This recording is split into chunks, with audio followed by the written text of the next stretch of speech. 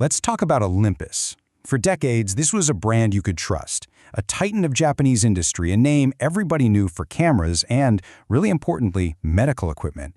But underneath that shiny, respectable surface, a secret was rotting away, a $1.7 billion lie. And this lie, it festered for 20 years, just waiting for one person brave enough, or maybe crazy enough, to drag it into the light. Right? So this isn't your average boring story about corporate fraud.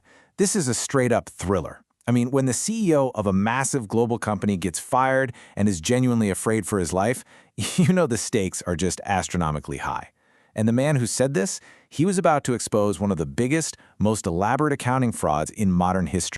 So at the very center of this whole storm is a guy named Michael Woodford. He wasn't some outsider. He was a 30-year veteran of the company, a true believer in Olympus.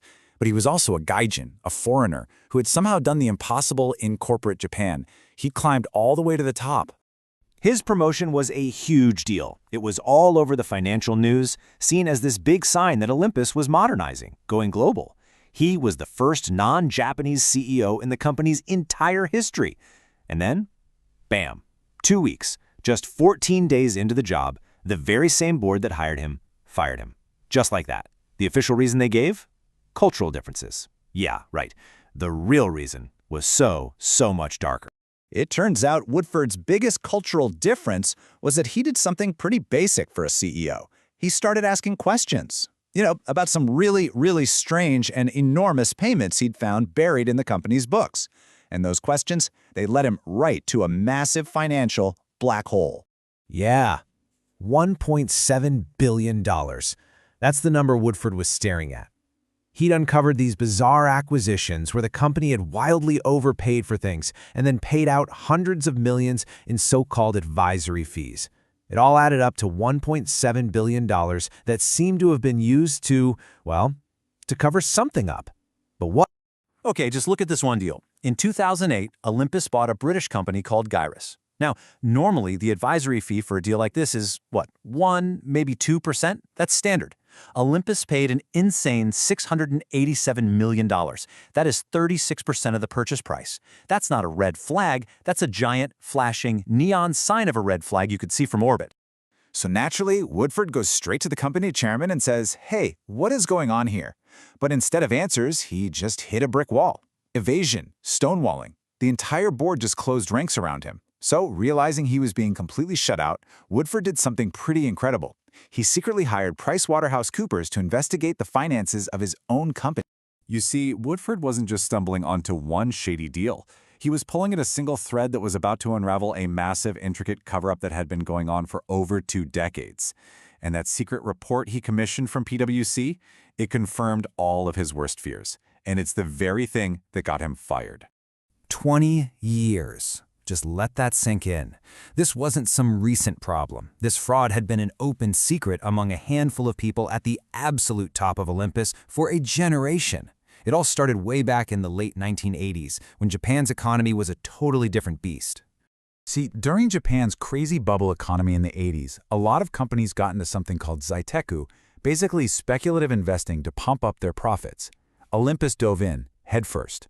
But then, in the early 90s, the bubble burst.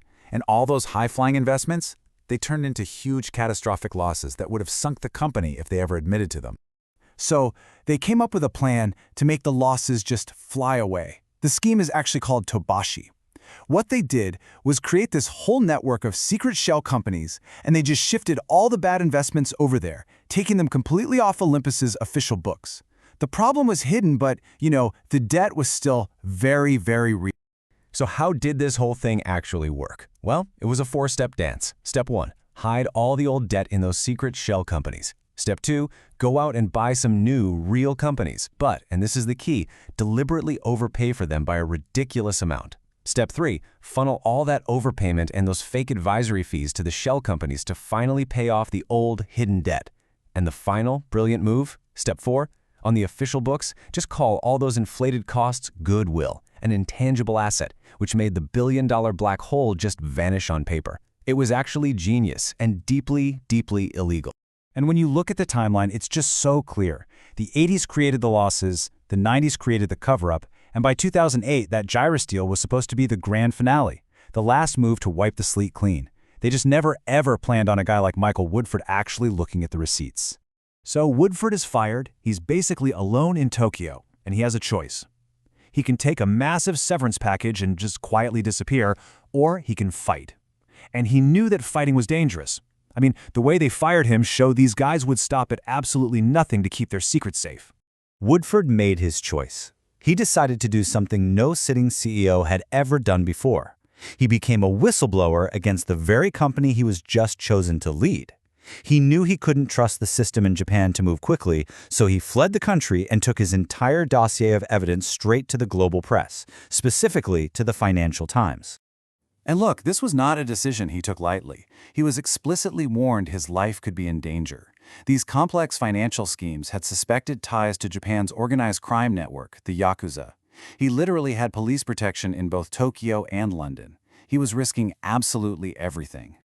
The second Woodford story hit the front pages, the dam just broke. That carefully built wall of silence around Olympus didn't just crack, it completely shattered.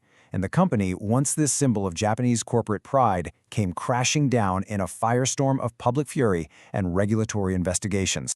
The market's reaction was immediate and absolutely savage. I mean, just look at this chart. In the weeks after the story broke, Olympus's stock price just collapsed. It fell by over 80%. Billions of dollars in value just gone, wiped out almost overnight. The company was literally on the verge of being kicked off the Tokyo Stock Exchange. And the legal fallout was just as intense. The chairman, other top execs, they were arrested. They eventually pled guilty. The entire board resigned in total disgrace. But the impact of this went so far beyond just Olympus. It forced a real moment of soul-searching for all of corporate Japan, leading to major reforms in how companies are run, reforms that are still making waves today. You know, the Olympus story is just such a powerful reminder that even the most trusted, most respected companies can be hiding some truly dark secrets. It's an incredible story about the power of one person's integrity, and it really leaves you with a pretty unsettling question. How many other billion-dollar lies are still out there, just waiting for their own Michael Woodford to show up?